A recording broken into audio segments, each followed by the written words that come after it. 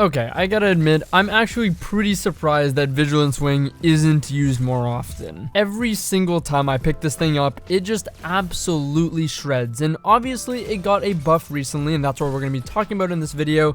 But I don't say this really often, and I don't like to say it often, but I think this weapon has some strong meta potential, because with it inheriting the high impact pulse rifle buff, this gives it just a little push to consistency that makes it really lethal. I mean, even without the buff, I would say that it was a very strong weapon beforehand and wasn't seeing a whole lot of love. I guess it kind of lived in the shadow of auto rifles, but now this thing is really consistent, and it gives you a lot of potential lethality for not a ton of risk, or maybe just a different form of risk from other weapons. So let's get the numbers out of the way and talk about the buff itself. So now Vigilance Wing is dealing 24 damage to the head, 16 damage to the body, when previously, from the information I could gather, it dealt 22 damage to the head and 15 damage to the body. Now I think it's important to mention, unfortunately I didn't get to personally record the Vigilance Wing's numbers before the patch, so I'm kind of going off of some older spreadsheets that have the information here.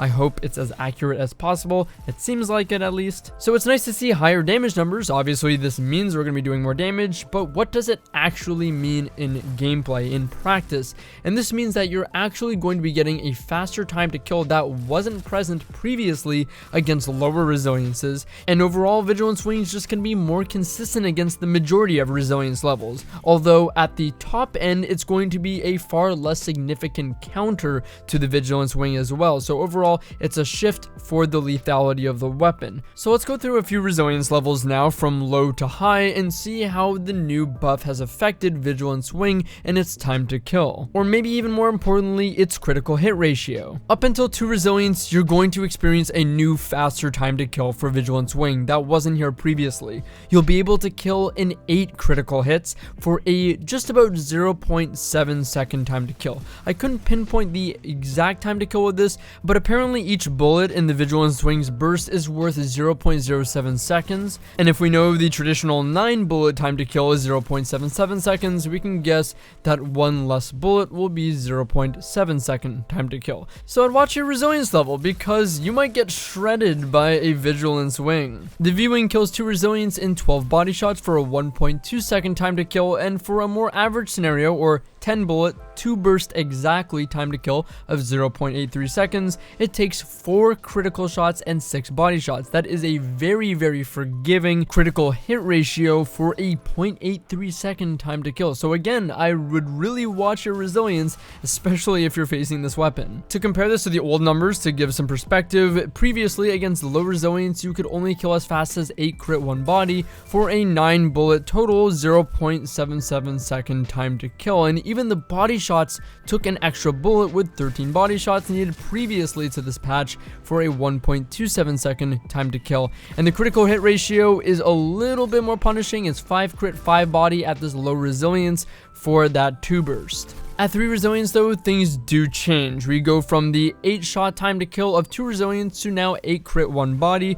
for that 0.77 second time to kill that was there previously before the update. However, the body shot time to kill still maintains itself with only 12 body shots needed, so you're going to get at best a 0.77 second time to kill, or at worst, if you land all your shots without any headshots, a 1.2 second time to kill taking 12 body shots. And the 2 burst maximum 10 bullet time to kill is going to be 5 crit 5 body, just like the pre-patch numbers, in 0.83 seconds. Before the buff though, at this mid-low resilience, you would have to get 6 crit 4 body for the 2 burst kill, taking 10 bullets in 0.83 seconds, whereas now, like I mentioned, you can do it with 5 crit and 5 body, 1 complete headshot burst, 1 complete body shot burst. And surprisingly enough, this is actually pretty crazy. This lasts all the way up to 8 resilience, and in fact, nothing really changes at 8 resilience. The only thing that changes is the body shot time to kill, matching what it was pre-buff at the lower levels, taking 13 body shots, bringing it back to that 1.27 second time to kill. Shockingly enough though, a Resilience still falls victim to the 1 headshot burst, 1 body shot burst for the 2 burst kill in 0.83 seconds, which is pretty crazy because when you compare that to the old values at this high resilience level, it would take 9 critical shots to get that 0.77 optimal time to kill, and if you wanted the 2 burst kill in 10 bullets for the 0.83, you'd have to get 6 crit for body. However, now that's shifted up to 10 resilience, where 9 critical hits is no longer a requirement for this weapon at any resilience, and really the only thing 10 resilience gives you now is just the 6 crit for body back, which isn't really valuable to spec into against Vigilance Wing. Not that anyone's really going this high anyways, but for the sake of example and argument, 10 resilience was previously more effective against V-Wing than it is now. Wow, that was a lot of numbers to go through. I am so sorry if I overloaded you, but the TLDR of this is really that V-Wing's lethality got a whole bump up. It no longer has counters that used to exist at the high resilience levels, and in fact, it's really forgiving to get a consistent 2 burst at most resilience levels.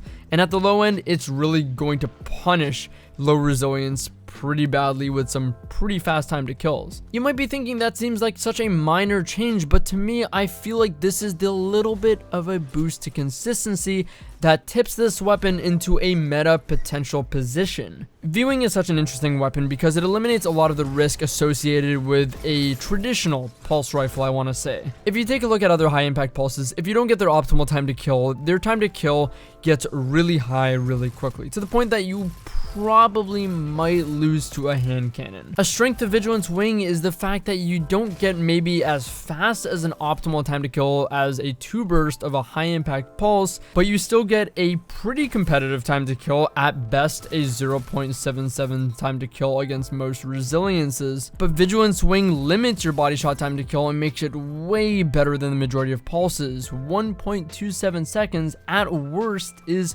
pretty insane considering you don't have to hit any headshots. But perhaps above all of those points that Vigilance Wing does great is the fact that you can get a very competitive time to kill with probably the most forgiving headshot ratio, I want to say, in the game.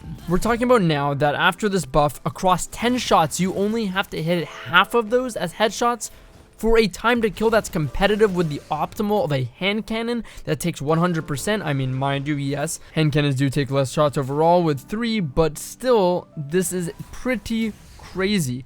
I was able to 2 burst people incredibly regularly with this weapon, and that to me makes it incredibly top tier. If you have a consistent 0.8 second time to kill with pretty high DPS, I think that's pretty incredible. I think that's meta potential. I feel like it's only a matter of time before people drop the auto rifles and start picking this weapon up and realize that it absolutely shreds with high DPS and not a huge demand on headshot requirements. So I guess this weapon is my meta pick or my meta prediction for this season going forward.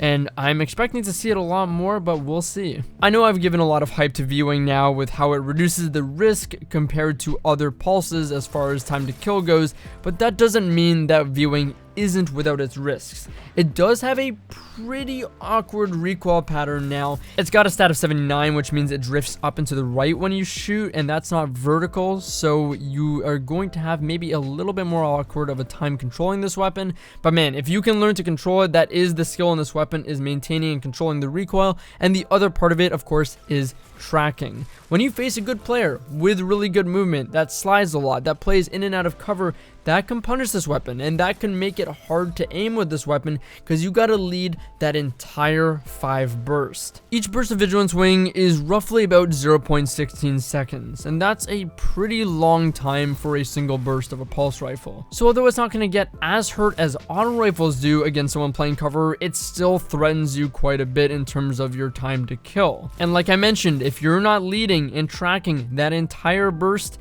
it's not going to go well for you, and you're probably going to really miss out on your main time to kill. Leading the burst, tracking with this weapon is the skill in using it and is the risk in using it. But if you can master that, which shouldn't be too hard now considering you can 2 burst in 50% critical hit ratio, I think you'll get a lot out of this weapon, and I was really surprised when I picked it back up. But that's all I got for you guys on Vigilance Wing. I definitely recommend trying it and picking it up, as it's a pretty powerful weapon, and like I said, my meta pick or breakout weapon for this season. If you guys enjoyed the video and want to see more content like this, you can check me out on Twitch, twitch.tv/Drewskys. I stream pretty regularly. I hope to see you there, but as always, thank you guys so much for watching the video, and I'll see you in the next one.